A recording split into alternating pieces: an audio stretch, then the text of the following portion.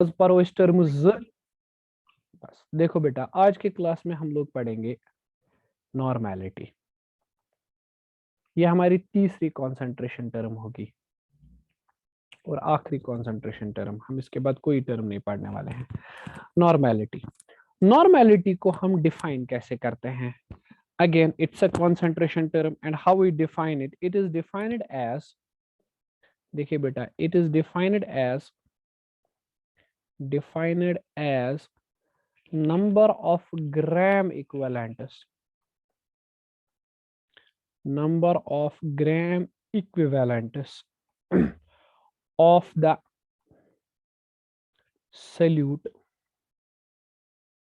dissolved per liter of solution, dissolved per liter of solution। अच्छे से समझो क्या करना है। यहाँ पे आपको देखना है कि सोल्यूट के कितने ग्राम इक्विवेलेंट्स आप डिसॉल्व कर रहे हो सॉल्यूशन में। मतलब नॉर्मेलिटी ऐसे होती है बेटा, नॉर्मेलिटी का मतलब होता है number of gram equivalents of solute, number of gram equivalents of solute, gram equivalents of solute, number of gram equivalents of solute per unit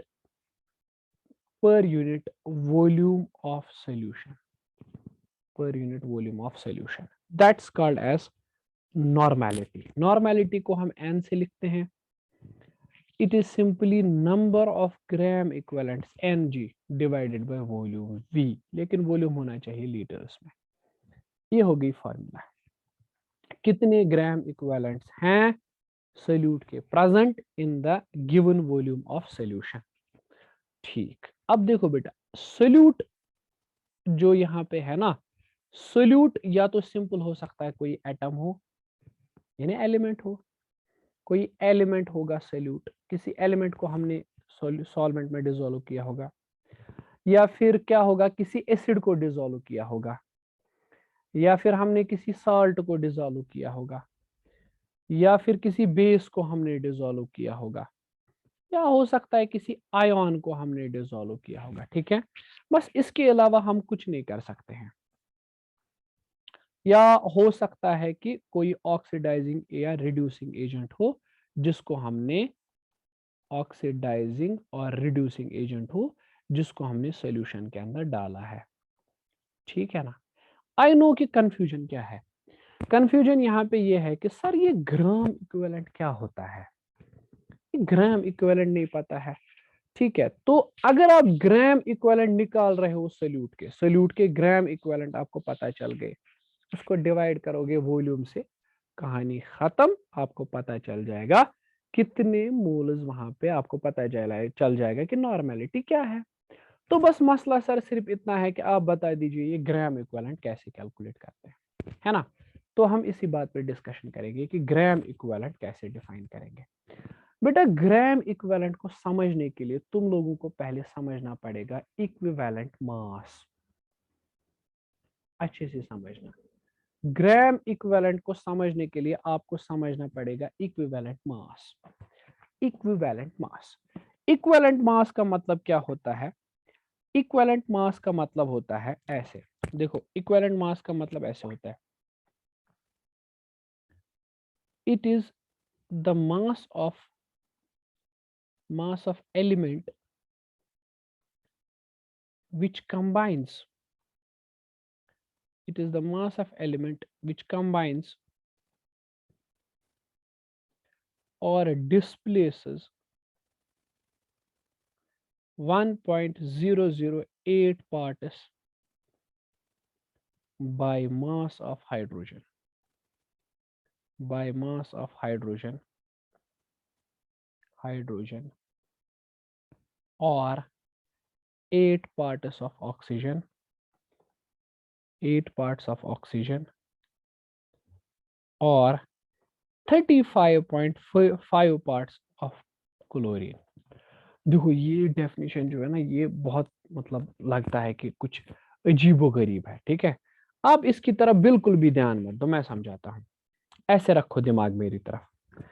देखो बेटा, अगर आपको निकालना होगा ना इक्विवेलेंट मास ऑफ एलिमेंट, किसी एलिमेंट का इक्विवेलेंट मास निकालना होगा, हमेशा याद रखना कैसे निकालते हैं, atomic mass divided by valency. Atomic mass divided by valency. जब आप एटॉमिक मास को डिवाइड करोगे ना वैलेंसी से, तो वहां पर आपको पता चलेगा इक्विवेलेंट मास कितना है। ठीक है, मैं बताता हूं, टेंशन नहीं, बिल्कुल भी टेंशन नहीं। सोडियम ले लो, सोडियम का जो वैलेंसी जो होती है सोडियम की, आपको पता है 1 होती है सोडियम की वैलेंसी। कैसे? के शेल में 2, एल शेल में 8, एम शेल में 1। जब ये 1 लूज करेगा तो स्टेबल बनेगा, तो वैलेंसी 1 है।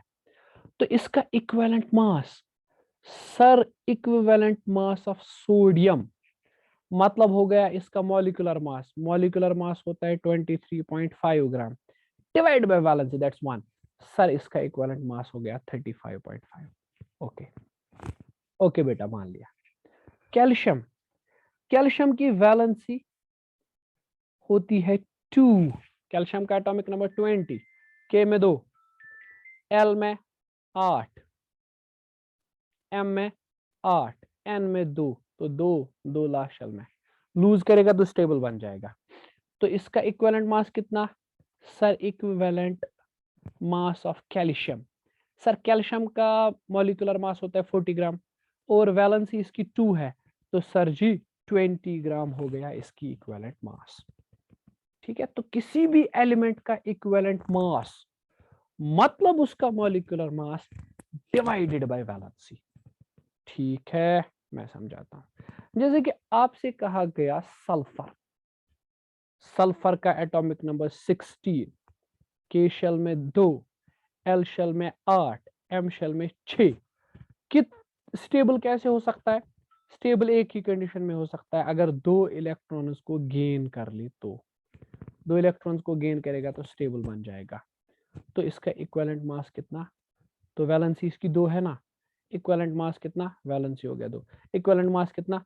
Sir equivalent mass of sulphur, sulphur का मास होता है 32 ग्राम, डिवाइड बाय वैलेंसी, वैलेंसी 2 है, sir equivalent mass of sulphur is 16 ग्राम।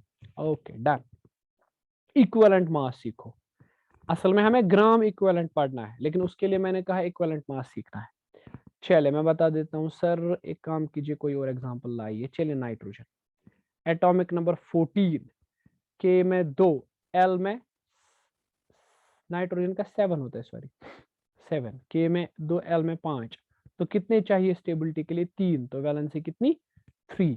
तो सर इक्विवेलेंट मास बताइए नाइट्रोजन का। बेटा इक्विवेलेंट मास ऑफ नाइट्रोजन, इसका मास होता है 14 ग्राम मॉलिक्यूलर, डिवाइड बाय 3, तो देख लो कितने ग्राम। तो इक्विवेलेंट मास किसी भी एलिमेंट का कैसे निकालते हैं? इक्विवेलेंट मास के लिए सीधा सीधा फॉर्मूला है कि सर क्या कीजिएगा, एटॉमिक मास लेके आइए, इसको वैलेंसी से डिवाइड कीजिए, आपको पता चलेगा इक्विवेलेंट मास कितना है। ये हो गया equivalent mass of an element. Element में कैसे निकालेंगे इक्विवेलेंट मास? ओके सर, ठीक है, आ गया, बिल्कुल आ गया। चलिए ठीक। अब देखिए equivalent mass of acid, acid का कैसे निकालते हैं? देखो equivalent mass of acid, equivalent mass of acid मतलब हो गया मॉलिक्यूलर मास, मतलब हुआ molecular mass divided by basicity, divided by basicity. देखो यहां पे कंफ्यूजन नहीं करना, एसिड डिवाइड बाय, देखो देखो देखो एसिड कैसे डिफाइन करते हैं बेटा? अगर आपके पास HCl है, HCl इज एन एसिड, अगर आप इसको वाटर में डालोगे ना तो क्या प्रोड्यूस करता है? H positive plus Cl negative. ठीक है, तो कितने हाइड्रोजन इसने प्रोड्यूस किए? सर नंबर ऑफ हाइड्रोजन जो इसने प्रोड्यूस किए वो है 1। तो बेटा HCl की जो बेसिसिटी है, HCl की बेसिसिटी 1 है। बेसिसिटी मतलब number of replaceable H positives, मतलब एसिड कितने H पॉजिटिव्स दे सकता है। तो HCl जो है इसकी बेसिसिटी 1 है, मतलब ये मोनोबेसिक एसिड है, it is a monobasic acid. Okay, नहीं सर एक और एग्जांपल समझाइए। ठीक है मैं समझाता हूँ। H2SO4 प्लस H2O, बताइए क्या निकलेगा? Twice H positive plus SO4 di negative. पढ़ चुके हो कितने हाइड्रोजन इसने प्रोड्यूस किए? सर इसने हाइड्रोजन 2 प्रोड्यूस किए, तो बेटा इसकी बेसिसिटी भी 2 है ना? बेसिसिटी 2 है, ठीक। अच्छा मैं बोलूं H3PO4, जब वाटर में होता है ना, इक्विलिब्रियम में पढ़ाते हैं, तो ये खाली 2 H पॉजिटिव प्रोड्यूस करता है। हालांकि है इसके पास 3, लेकिन प्रोड्यूस 2 करता है। सर ऐसा क्यों? अरे समझा रहे हैं, देखो ऐसा क्यों है। ये ऐसे होता है बेटा इसका स्ट्रक्चर, ठीक है, अच्छे से समझो इसका स्ट्रक्चर कैसे है। This is double bond O, इस साइड पे ओके ओके ओके, एक सेकंड, इस साइड पे एक और चीज है ओ एच, ठीक है ना, और इस साइड पे एच। देख बेटा क्या होता है, क्यों होता है ऐसा। शाबाश, मेरी तरफ ध्यान रखना। देखो ये जो एच है ना, ये हाइड्रोजन से जुड़ा हुआ है, ठीक है। हाइड्रोजन अपने इलेक्ट्रॉन, ये ऑक्सीजन के साथ जुड़ा है, ऑक्सीजन अपने इलेक्ट्रॉन्स को ड्रैग करता है, इस पे आया डेल्टा पॉजिटिव चार्ज, इस पे भी आएगा डेल्टा पॉजिटिव चार्ज, क्योंकि ऑक्सीजन की इलेक्ट्रोनेगेटिविटी ज्यादा है हाइड्रोजन से, ठीक है। तो इस हाइड्रोजन को आराम से बाहर निकाला जा सकता है, इसको निकाला जा सकता है, लेकिन इसको नहीं निकाला जा सकता है। पता है क्यों? क्योंकि हाइड्रोजन और फास्फोरस की इलेक्ट्रोनेगेटिविटी एक जैसी है। ये बॉन्ड बिल्कुल फास्फोरस और हाइड्रोजन के बीच में होता है, इसको तोड़ना मुश्किल ही नहीं, नामुमकिन है। तो आप इसको नहीं निकाल सकते, तो ये निकल जाएगा, ये निकल जाएगा। H34 इज, इसकी जो बेसिसिटी है सर वो 2 ही है, हालांकि दिखते 3 है इसमें, ठीक है। तो जिसकी बेसिसिटी 2, उसको बोलेंगे डायाबेसिक एसिड, है ना? ठीक, तो समझ गए होगे तुम बेसिसिटी क्या है, ठीक है। अब जरा बताओ equivalent mass of, equivalent mass of HCl वो कितना आएगा?